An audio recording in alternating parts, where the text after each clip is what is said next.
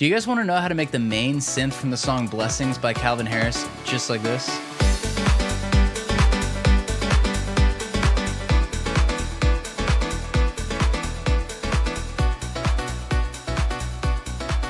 Alright guys, so that was the sound we'll be working on today, and if you missed part 1 where we covered the intro synth for this song, I put a link in the description so you can go check that out.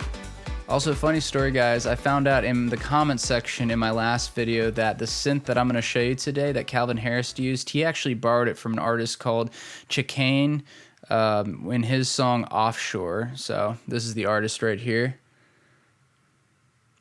Super cool sound. I'm really excited to build it today. And speaking of super cool sounds, if you guys want a whole preset pack for free, go ahead and hit the description and check it out. Don't forget to like and subscribe, and let's jump in. We're going to break this sound down into 3 steps today. Step 1, we're going to focus on tonality. Step 2, we're going to shape the sound. And step 3, we're going to polish it off with some effects. Be sure to stay around to the end though, because we do have a bonus step, and it might just change your life. Let's go ahead and hear that sound soloed really quick.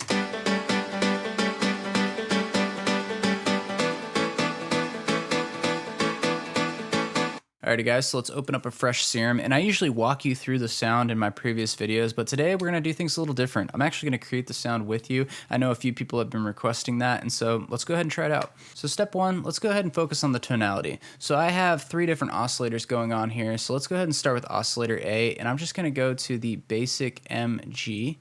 There it is. Let's crank that wavetable position all the way over, and this is what that should sound like. So not quite there. Let's go ahead and add another oscillator. So oscillator B, and this one's going to be a little different. We're not going to use the wavetable. We are actually going to use the multi-sample option. Let's go ahead and find a sample. We're looking for the guitar 12 string. So now you should be sounding like this. Still nothing great. So next we're going to go ahead and go to oscillator C, and we're going to do the multi-sample option again, and this time we're going to go for a piano sound. So let's go ahead and go to keys, and then we'll do baby grand piano, just the normal one. So this is going to be the main sound, so let's go ahead and boost that level all the way up, and let's go ahead and turn this first one back just a little bit, and we can turn this one down a little bit as well. So now I have this one at 53%, this one at 70%, and this level at 100%. Next, let's add some noise, and I'm going to go ahead and use the pink noise here. Let's go ahead and pull the level all the way down. Now that we have our oscillators set up, let's go ahead and throw those through a filter. So I'm going to use filter 1 here, and we're just going to go with a LH12. We're going to pull this cut off about there, and this is where you're really going to start to see a difference. Let's go ahead and activate filter 2. And this is a cool trick that I'm doing here with filter 2. I'm going to put the oscillator C through that, and I'm really just using this as an additional saturator, if you will. So I'm going to put the cutoff all the way up, and let's go ahead and increase the drive knob. And that's just going to brighten up and add a little saturation or harmonic frequencies to oscillator C. Let's go ahead and give the sound a listen now. So you can see how much of a difference that makes, even just turning on this one filter. So I'm going to go ahead and turn these filters off. Let's turn filter 1 on. So that really, since it's being routed through A, that's really just kind of cutting off some of those top end frequencies from oscillator A. And now here's filter 2, just to kind of boost this oscillator C a little more.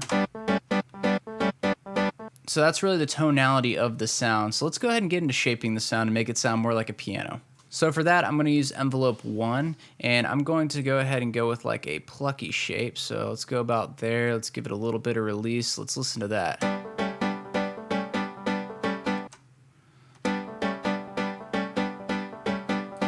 So I think I like it right there. And now I'm going to route this envelope to a few different parameters. So I'm going to route envelope 1 to the noise first, and the reason I'm doing this is if you think about a piano, it's technically a percussive instrument. You have these felt hammers hitting these strings, creating that piano sound, and by having this noise like this, following this shape, and it's going to whip up every time a note is played, and that's going to kind of give that percussive effect.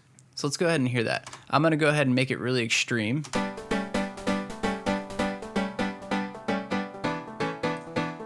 So I'm thinking about there sounds good. Next, I want to throw the envelope one also on the drive here for filter one. And again, I'm just kind of trying to get that initial hit, that pop in frequencies at the very beginning of the sound and create almost a transient effect, if you will. So let's give that a listen. So that's sounding good. Next, I'm going to go to LFO1, and I'm just going to put it on this pan knob here and just kind of give the sound a little bit of width. I'm going to go to a really extreme effect, and I can turn these guys off so you can hear what's going on.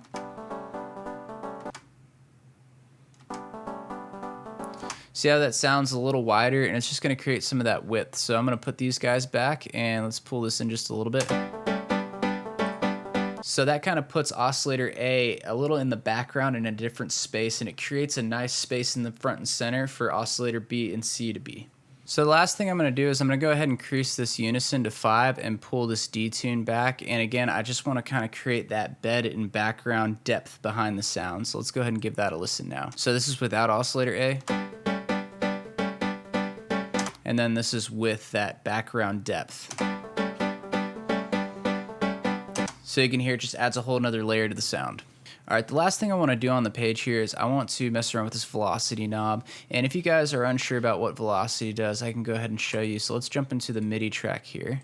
So if you look at the piano roll right here, you have these notes down here, and velocity is just saying how hard the notes are being played. So it's kind of like volume in a sense, but if you think about a piano, if you play it really soft, it's going to be a little quieter, but if you hit the notes harder, it's going to have a spike in volume. So that's considered velocity. Now, if we open up Serum, I'm going to take this velocity knob and I'm going to put it on the cutoff here. I'm going to go ahead and make that multi-directional.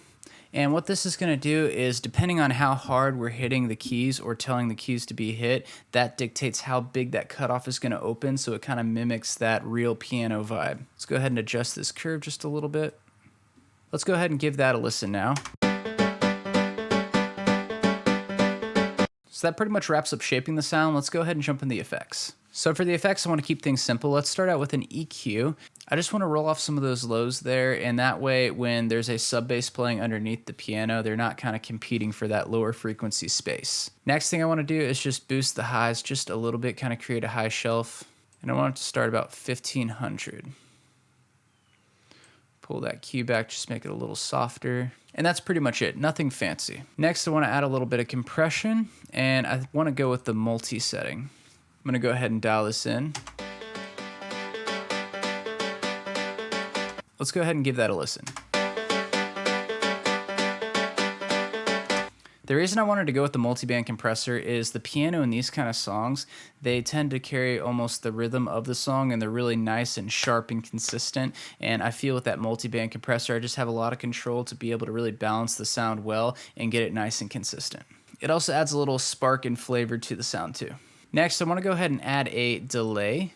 Now, I don't know if there's delay in the real sound, I can't remember, but I remember putting it in on the one I recreated, and I really liked it. So I'm going to go with a 1/8, 1/8, and then let's go ahead and make one of these let's go a little slower, let's go about there. Let's give that a listen.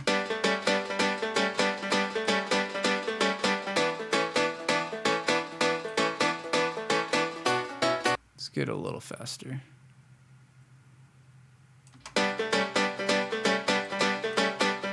So what I want is I just want a really nice, fast, almost like slap back delay here. That's why I went kind of fast on here, and I just want it to just barely be right there, kind of almost having a widening effect, if you will. So this is without the delay. This is with. So it kind of fills the space a little bit and just makes it feel a little wider. The last thing is just classic reverb. Super simple. I'm going to go with the hall reverb, and let's go ahead and pull the size down just a little bit in the decay, and let's dial in this mix knob.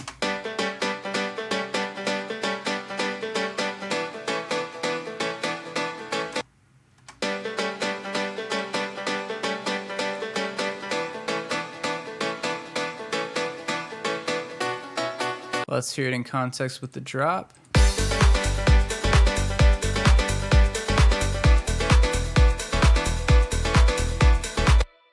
Nice, I think we nailed it. Now, I know I promised you a bonus tip, and this really is going to change your life. So let's go ahead and dive in. So for this, let's go ahead and open up the piano roll. And let's go ahead and zoom in real nice and close right here. And what I want you to think about is when a real person plays the piano, all of their fingers, they don't hit the notes exactly the same. You know, they're gonna kind of have a little delay amongst the notes when their fingers land on it. And so with music, one of the things that makes music sound so good is those nice imperfections. And so I want to recreate that with this piano. And how we can do that is we can kind of adjust manually when the notes are hitting. So let's go ahead and start adjusting these. So it doesn't take a whole lot. We can just barely adjust them like this. Let's go ahead and start with really extreme so you can kind of hear. I'll just pull this back like that. So you hear that.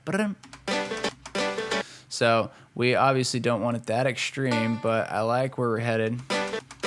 So, and now we can just kind of go through all these notes, and this is just going to create a nice variation. So I'm going to go ahead and do this really quick, and then I can A and B it for you.